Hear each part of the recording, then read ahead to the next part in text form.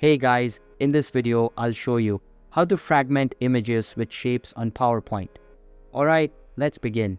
First of all, open the PowerPoint app on your PC and make sure it is updated to the latest version available. After that, sign into your account, select the target project, and you will be redirected to this type of editor page.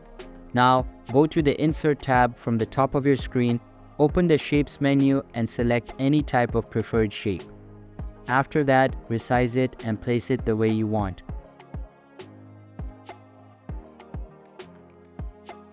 Once you are done placing the shapes onto the canvas, select all of them at once and copy them. Now, navigate to the background image and paste them. Once you have pasted the shapes, resize the background and set it the way you want. After you are done setting up the background, select both shapes and the image and then navigate to the Shape Format tab.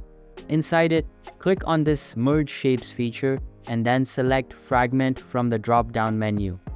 Now, approve the changes, and if I try to drag the background image, you can see that the fragments are created flawlessly.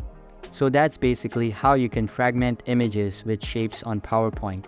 And that's it for this video. If you find this helpful, consider subscribing and giving this a big thumbs up. Thanks.